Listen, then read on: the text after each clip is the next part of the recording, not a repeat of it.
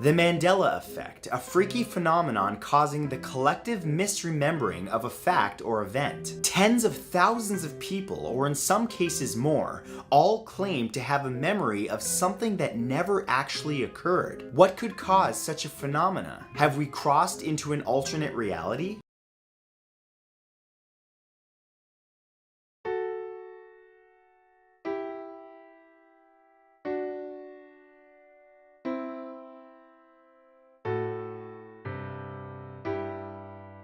The Mandela Effect, also known as the mass memory discrepancy effect, is a phenomenon where multiple people across the globe either remember an event that did not happen or remember the details of an event differently than what actually occurred.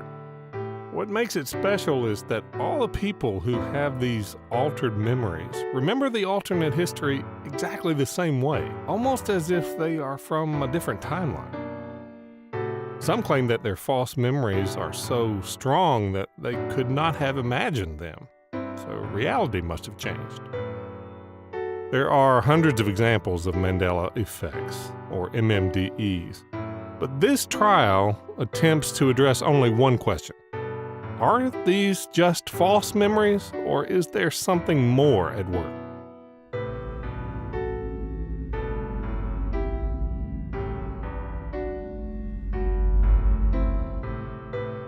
The Mandela Effect was named after Nelson Mandela because many people remember him dying in the 1980s, long before his actual death. His date of death in the 1980s was even printed. Well, now this is where it gets creepy. So there's a book called English Alive, and it was published on October 1st of 1991. And inside of that book is a quote that says, Nelson Mandela died on the 23rd of July in 1991. And that's in a book that was published years ago. And you can't put things like that in a book if they're fake, or else you'll get sued. Which means that this is a piece of evidence that he actually did die a long time ago, just in an alternate universe. Oof, fucking creeps me out. After this false memory came to light, many new discrepancies began to surface. Examples include changes to human anatomy, alterations to how famous logos appear, and even famous names having changed. In this case, the prosecution will try to prove that the Mandela Effect is not simply psychology.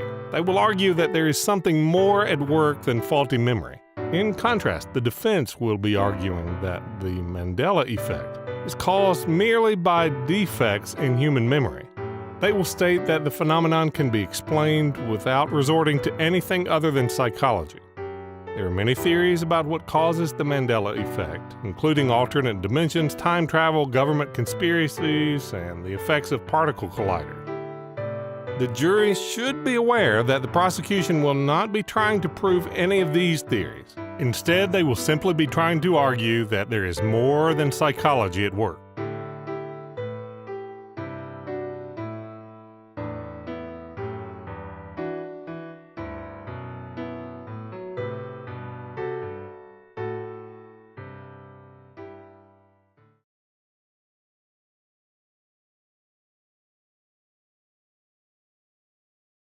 The original Mandela Effect, where it gets its name from, was when Nelson Mandela's death was announced in 2013, and many remembered him dying long before then. In the book English Alive, published in 1990, it even stated that Mandela died on July 23, 1991. The specificity of the date given, along with it being published, suggests there has been changes to our history. Mistakes are made in books, just like any other media. Yes, this is interesting, but if a person with the significance and fame of Nelson Mandela had in fact died on this date, surely there would be more references than just one. Beyond the misprint in this one book, the false memory can easily be explained. Nelson Mandela was imprisoned for revolutionary activity in a dangerous time, and so incorrectly assuming he died is very possible. Then, hearing about it later would cause confusion. The prosecution disagrees, so let's take a look at a couple of examples that cannot be so easily discounted. Changes to anatomy. The appearance of tiny holes in the human skull, that eye sockets are no longer hollow, and in addition, a new organ being discovered are all cited as being new. This is a rather surprising fact, given that human anatomy has been one of the most intensely studied topics in human history. The discovery of a new organ, the interstitium, especially cannot be explained by simple fault memory. This new organ is microscopic, which is why this is untrue. As quoted by livescience.com, the researchers said that these fluid-filled spaces, the interstitium, have been missing for decades because they don't show up on standard microscopic slides that researchers use to peer into the cellular world. The researchers are calling this network of fluid-filled spaces an organ. When it comes to supposed changes of the human anatomy, they're all quite minor and could easily be missed by the casual observer. Believers in the Mandela Effect use the term residue when referring to the evidence of human history being altered. This is important because in the case of human anatomy, there is residue related to these changes. It is claimed that some models of skulls used in various anatomy classes don't have these new extra holes, called the mental foramina. In addition, a common motif in artwork is a snake crawling through the eye sockets of a skull, which would be impossible if they were covered in bone as they are now. These pieces of evidence show that history at some point must have changed. Why would there be incorrect anatomy models produced or artwork depicting the impossible so many times if anatomy was forever the same?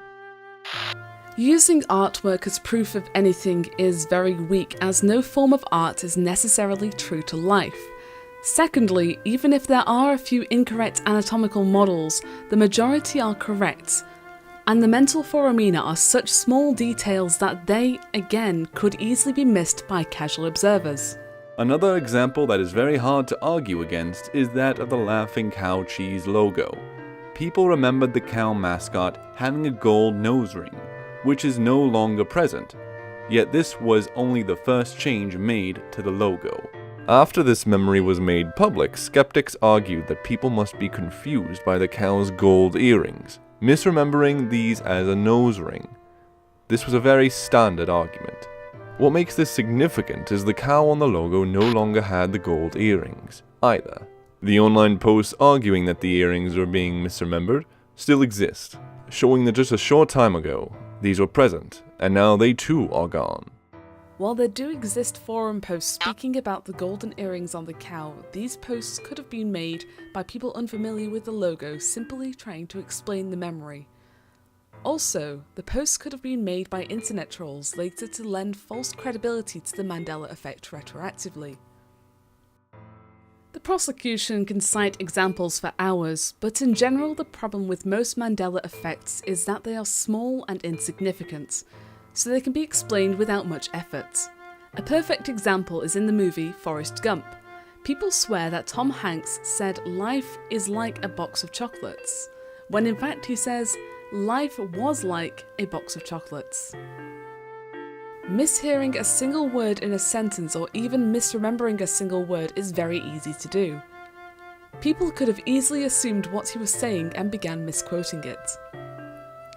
Another easily disproven example is that the Pillsbury Doughboy's necktie is white, when most people remember it being blue. Many say that the picture of him simply looks wrong.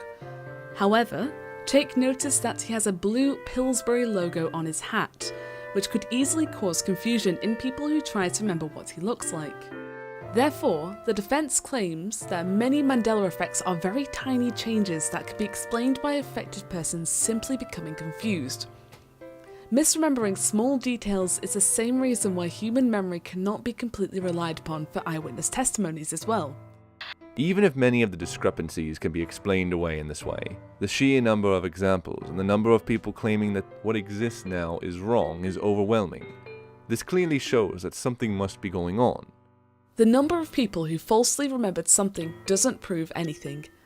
As stated, many Mandela effects are single words from movies, tiny changes to logos, etc. And it is a fact that such small changes can be misremembered. Objection. No facts have yet been established. We ask the jury to disregard the previous statement. Sustained. The jury will decide the facts in this case. The problem with saying that every Mandela effect can be explained by mere psychological means is that so many people have the exact same false memory. If these were just defects in the human mind, every person should have different versions of the so-called false memory. Not true. as suggestibility cannot be discounted. For example, let's make up a Mandela Effect and follow it through to the end. The jury needs to be aware that what we are about to talk about is not a known Mandela Effect. This is made up to demonstrate our point. We claim that we have an alternate memory of the 1991 sitcom Dinosaurs. Our memory is that instead of dinosaurs, the show was about cavemen and was originally called Dinosaur Men. The plot of the show was about a family of cavemen who had dinosaur neighbours. Now, suddenly the show has changed. The dinosaur neighbours are the main characters and the cavemen no longer exist.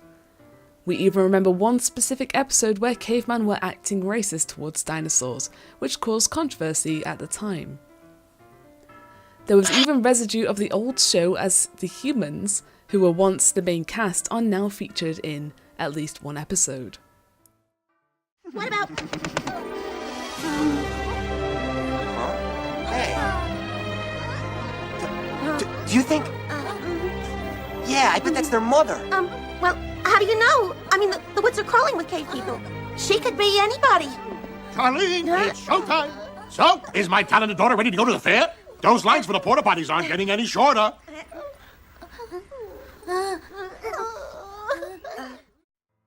Once this memory is put out into public consciousness, people may be influenced to start remembering the false memory themselves. My motivation in posting this might be an actual memory on my part, attention or deliberate manipulation. Whatever the reason, if enough suggestible people read this and start remembering the same thing more and more details might start emerging about this show that never existed. After some point in time, this will begin to seem legitimate, even though it was all made up. The more obscure the initial reference, such as this old TV show, the easier it is to add details to it.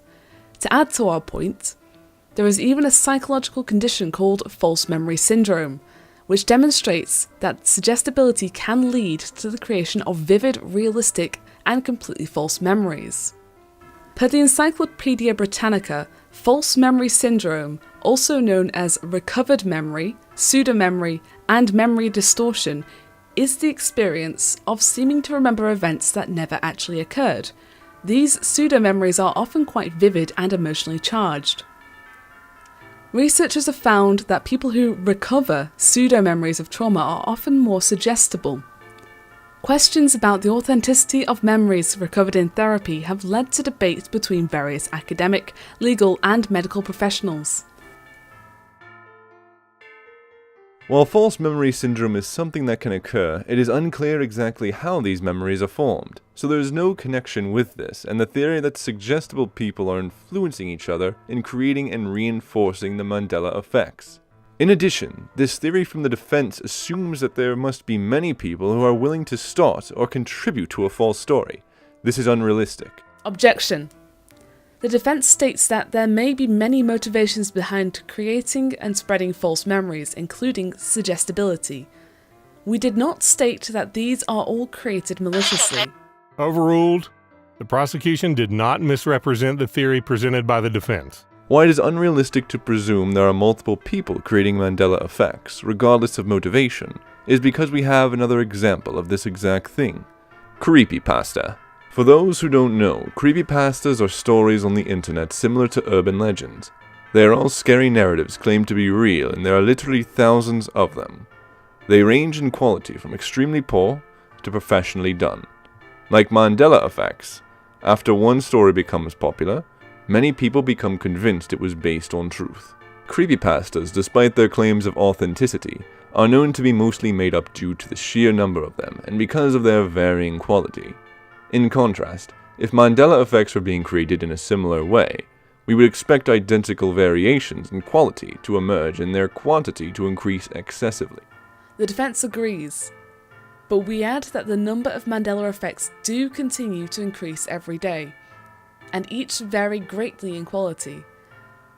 Therefore, we say creepypastas and Mandela effects are created and spread in identical ways.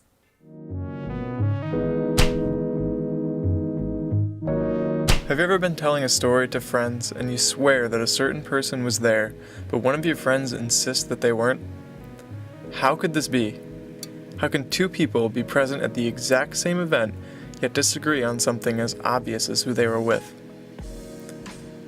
The harsh truth is that our memories are not nearly as accurate as we lead ourselves to believe. Common misconceptions like that example happen on a daily basis.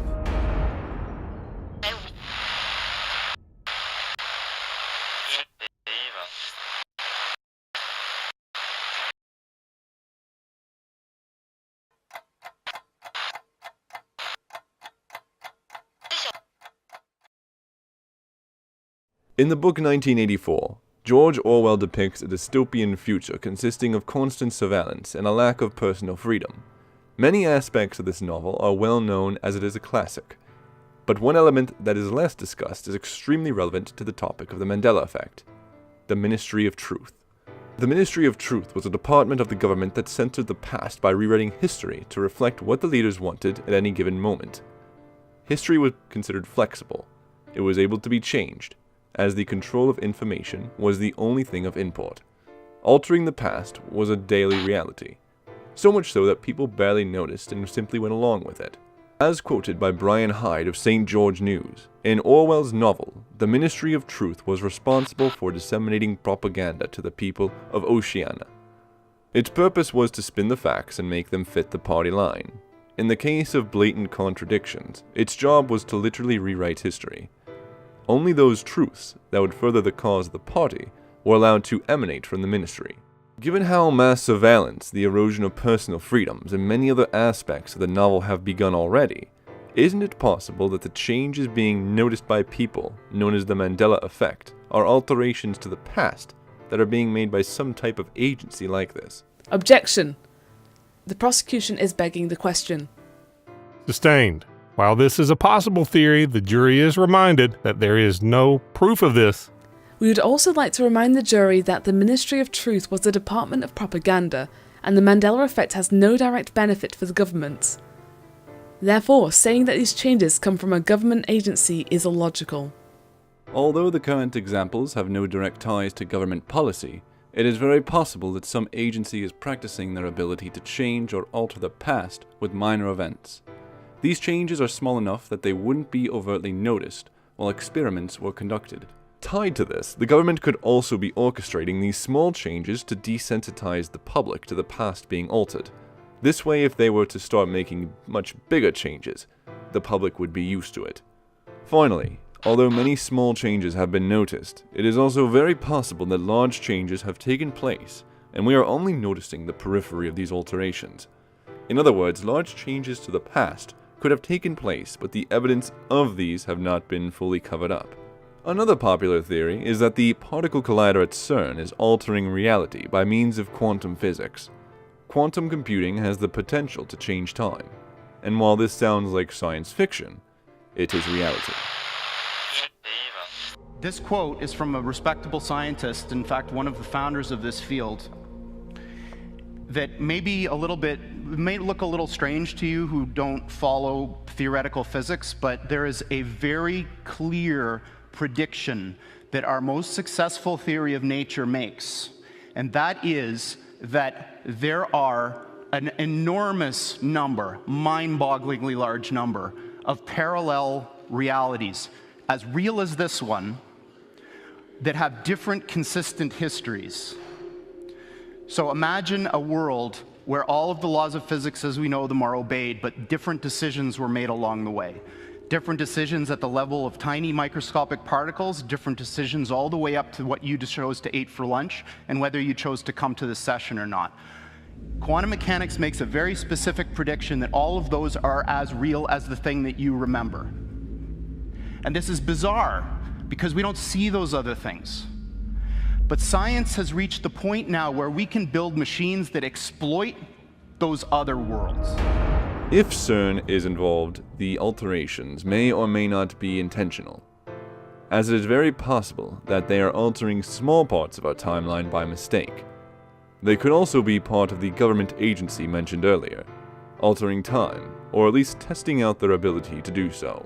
While it is possible to access alternative dimensions using quantum physics, the idea that CERN is continuously altering reality either intentionally or unintentionally is very alarmist.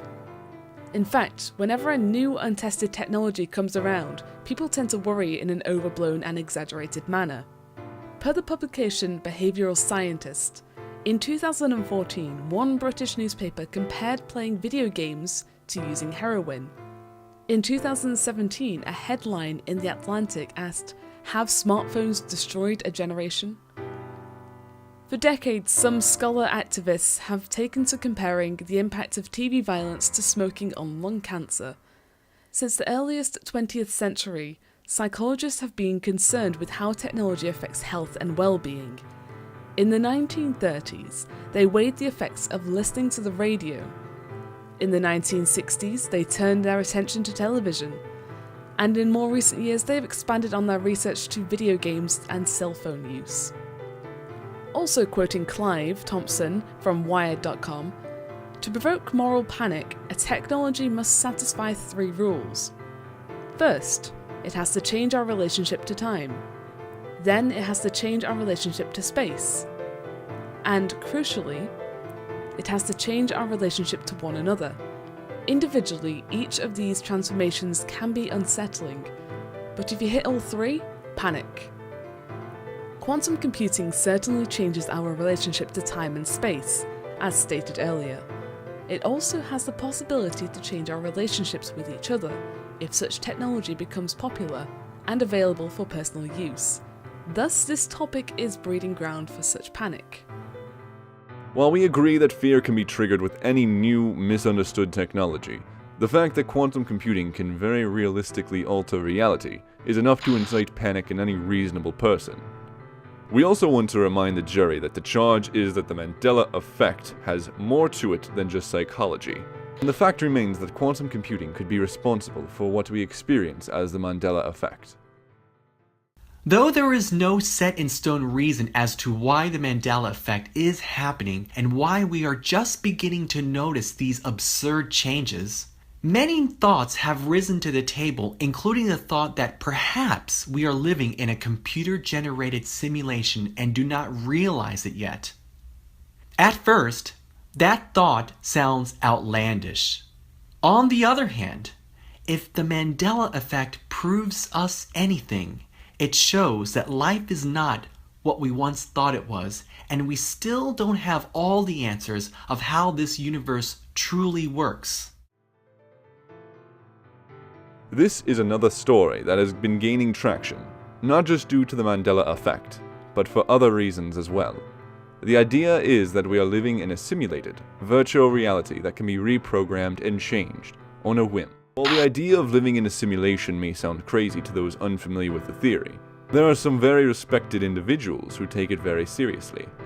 Quoting Olivia Salon from The Guardian, "There's a 1,000,000,000 chance we're living in base reality," Elon Musk said at a conference in June.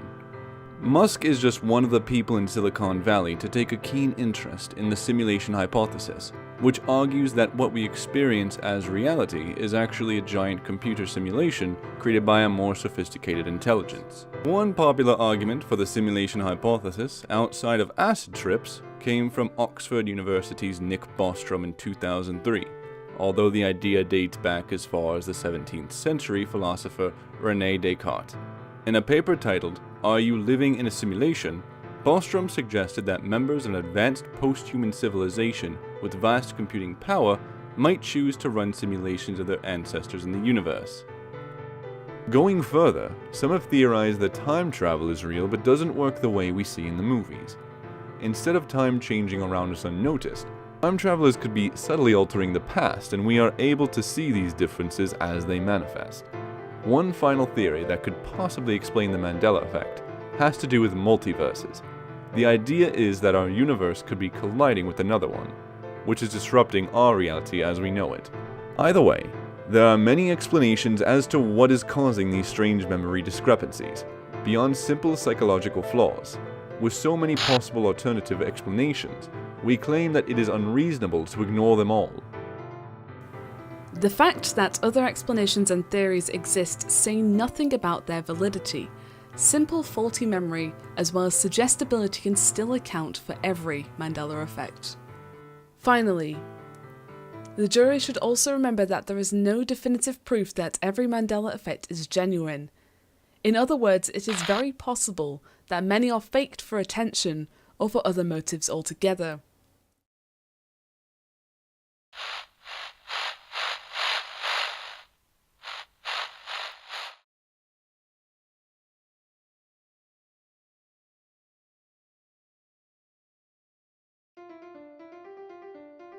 In closing, we quote Fiona Broom from MandelaEffect.com. The Mandela effect is what happens when someone has a clear memory of something that never happened in this reality. Many of us, mostly total strangers, remember the exact same events with the exact same details. However, our memories are different from what's in history books, newspaper archives, and so on. This isn't a conspiracy, and we're not talking about false memories. Many of us speculate that parallel realities exist, and until now we've been sliding between them without realizing it. There are so many false memories with so many people that something other than quirks in the brain must be happening. Thousands of people having the same, supposedly false memory is very hard to explain using psychology alone. From famous movie lines not existing, such as Mirror, Mirror on the Wall from Snow White and the Seven Dwarfs, or Houston, we have a problem from Apollo 13, to historical events suddenly appearing, such as the first terrorist attack on US soil being in 1916, or the first fax being sent in 1846. There are simply too many examples to cite in one case. Many theories exist to explain how the past could be modified in this way, and all of them are reasonable. Disregarding all of them is turning a blind eye, and we should not do this simply because we do not like the truth. Thus, it is quite reasonable to assume there is much more at work than simple psychology.